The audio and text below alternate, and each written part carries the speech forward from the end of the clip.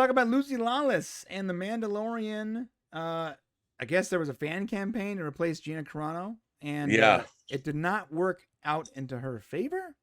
This was a bummer. That's the whole Gina Carano saga or whatever is just so disappointing, because not just that she was a good actress and she worked in that role, but because God, social media sucks. It really ruined such a great character, in my opinion. Yeah.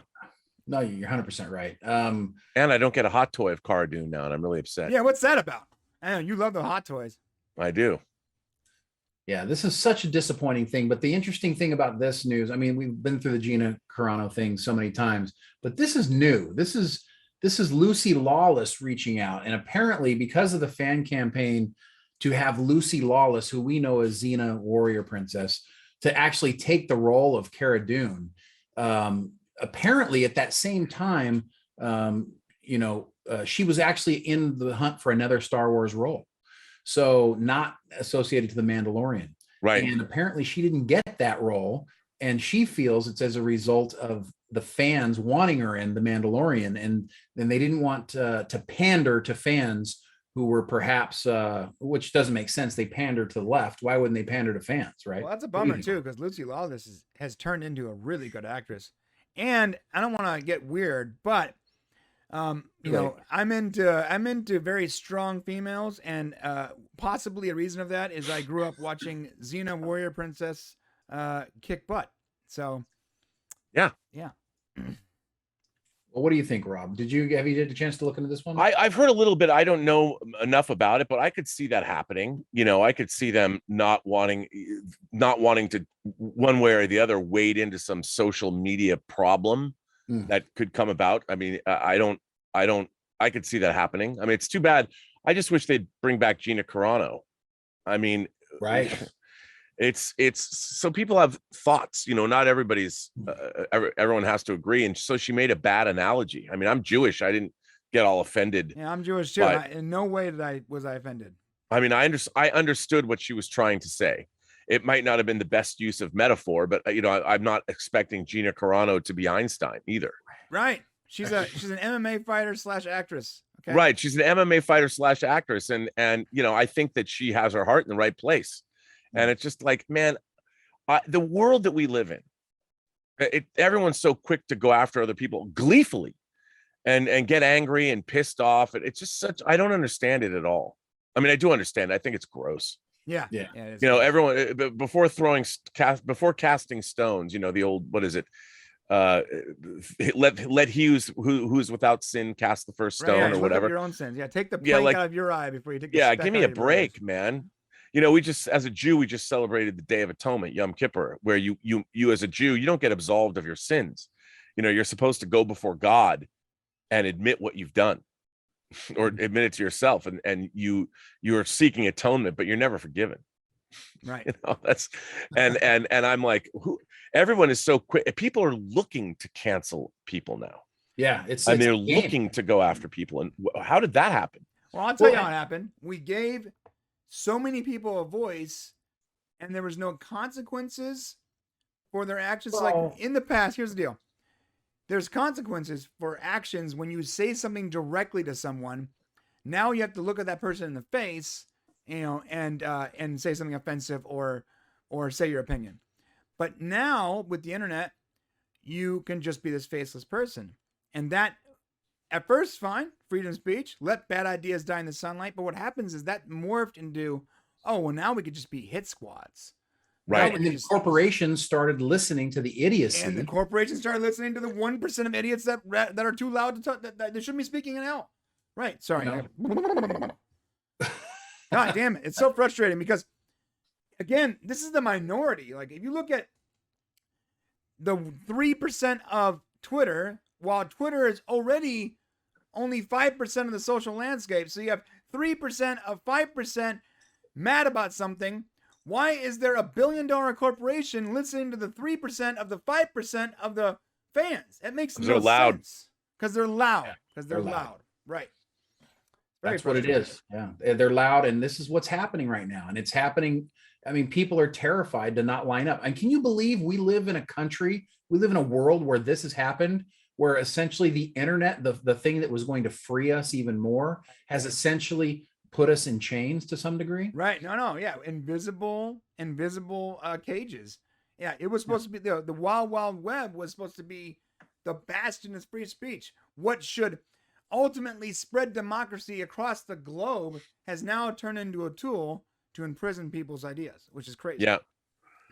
No, it is. And the same is happening. I mean, look at college campuses. Oh A God. place where you're supposed to have a place where you have intellectual inquiry and you explore all kinds of ideas. It's like, and now it's kids like, no, we're not going to allow this speaker to come on campus. And you watch like when conservative or left or right leaning people come to campus, they're protested and our students yell and scream at them at their own lectures. And it's like, why do you get to be a rude asshole? If someone's going to come to campus, even if you disagree with them, listen to what they have to say and then go after their ideas with your own, and hopefully they're better. But when you get up and scream, walk away, or walk away, yeah, right. Just like in the 90s, people when conservatives complained about Howard Stern, I said this in the 90s. When my conservative parents complained about Howard Stern, I remember saying, "Hey, Dad, you don't have to listen to it. You could just turn the radio off." I'm going to say the same thing. You could just turn it off. You don't have to listen or watch. But what they want to do is apparently prevent others. That's what I think is so hideous, is that they want to prevent other people from experiencing or listening or hearing. Everyone's so worried that, I look at my hometown of Seattle, for instance, rather than solve problems and identify things as problems. I mean, we have the drug problem and the homeless problem. I mean, public drug use and the homeless problem in Seattle has exploded because people are like, well, we have to live and let live. I'm like, no, because if you allow problems to exacerbate, and grow, the people you're ruining other people's lives in your desire to be progressive and open and honest. And I'm like, there are things that shouldn't be allowed to flourish. There are things that are detrimental to the society that we live in. And you're not helping by allowing bad behavior to proliferate. Yeah. Some of these people also need help. Like there are people that are trapped in addiction, and they're used to, and there still are, but it used to be a well-known fact. Like, people that are trapped in this addiction, they need a 12-step program. They need this, social. It shouldn't be, just accept them as they are. No, they need medical help and mental help because they are trapped in this addiction that is going to probably kill them, right? Yeah. Yep. Or lesser, maybe it doesn't kill them, but it ruins their family and traps their kids in addiction. And then it has a cycle of addiction where now entire generations are trapped in this in this sort of poverty mentality in this addiction, when it could have been solved. It could have been, maybe couldn't have been solved. But you have to try to help those people so that we need a cycle of pain. We need to put money, like in Los Angeles, they're building homes for the homeless, or they're trying to. It's $600,000 a unit. Wow. I mean, and there are places in the United States, in the Midwest, where you can buy a huge house for that money. Yeah. And the problem is all these different groups want to get their taste. I live in SoCal. My house is not worth that. So I don't. Yeah. You're in Southern California? Yeah, we are. I am too. Oh, really? Oh, yeah. I'm in Orange County, and he's in where? I'm in Ventura County. I'm in Pasadena. Oh, no joke. Right in between us. Nice. Nice. Cool. We can all do this for real one day. Yeah, we can actually. Like go hang out. Yeah, let's make it happen. You've got almost double my subscribers, so I'm happy to be on your channel. Let's put them all together. Let's just put them all together. We're gonna get on to the last topic, but that is a topic that requires hours of conversation. So. Oh yeah.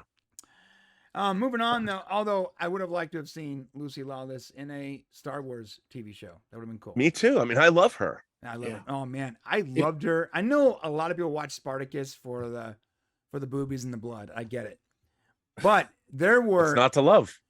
No problem. But there were honestly genuine good moments of character development and acting, and a lot of it came from Lucy Lawless and the guy that played her husband. I'm forgetting his name, but he was such a good actor, and I never realized how good he was until I saw Spartacus, man. Well, I got to tell you, if they actually did this, if they actually didn't give her a job because of the fans wanting her to be on Star Wars, that would be a huge disappointment. So thanks for watching. To see the full conversation, become a member of the Popcast family. Use the link in the description below or go to our channel and click the join button. Select your tier and we'll see you at the next show.